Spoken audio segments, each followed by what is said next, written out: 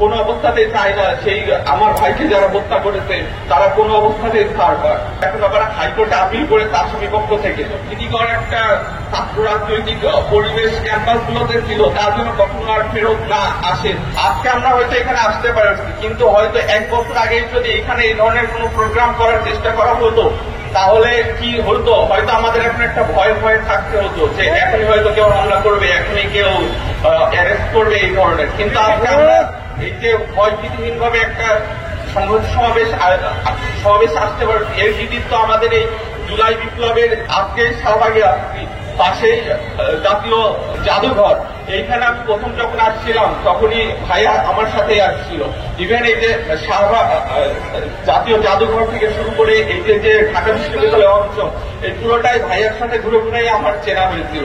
কিন্তু আজকে আমাকে এখানে এমন ভাবে এখানে দাঁড়াইতে হয়েছে, আমি কখনোই চাই নাই যে এখানে আমাকে দাঁড়াতে হোক অথবা অন্য কাউকে কখনো দাঁড়াতে হোক। কিন্তু সেই 7 অক্টোবর 2019 সালের রাতে সেই সারা রাত ধরে পিটিয়ে হত্যা করার কারণে যেই এক পরিস্থিতির মধ্যে যে আমাদের পুরো পরিবারকে যেতে হয়েছে, যার কারণে আমাদেরকেও বাধ্য হয়ে হয়তো আজকে এখানে আসতে হচ্ছে। কারণ আমরা কোনো অবস্থাতেই চাই না সেই আমার ভাইকে যারা হত্যা করেছে তারা কোনো অবস্থাতেই ছাড় পায়। আপনারা সবাই জানেন যে ইতিমধ্যে সেই হত্যার একটা রায় হয়েছে।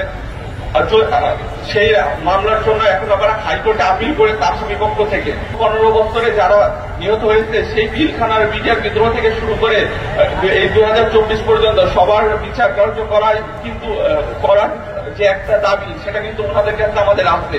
তাই আশা করব যে আবরার ফাহাদ থেকে শুরু করে এই সকল বিচারগুলো একে একে শুরু করার মাধ্যমে তারা যে ছাত্র জনতার যে একটা চাওয়া তাদের কাছে তা পূরণ করা শুরু করবে। এর পাশাপাশি একটা কথা সবসময় বলতে চাই যে আবরার ফাহাদ কিন্তু শুধু যে আমাদের যে খ্যাতিবাদী যে শাসক ব্যবস্থা ছিল তার বিরুদ্ধে ছিল তা না, আমাদের যে বন্ধু রাষ্ট্র তার প্রতি যে আমাদের যে নীতি এবং তাদের যে নীতি, সবসময় সেই নীতির ব্যাপারে আমাদের সবসময় সচেতন থাকতে হবে।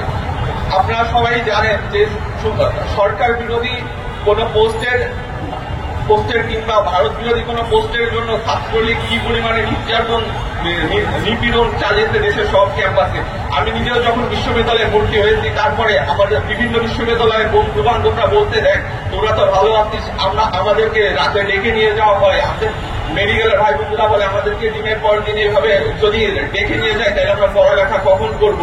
তাই কখনোই যে এই যে একটা ভীতিকর পরিস্থিতি ছিল, ভীতিকর একটা ছাত্র রাজনৈতিক পরিবেশ ক্যাম্পাস গুলোতে ছিল, তার জন্য কখনো আর ফেরত না আসে।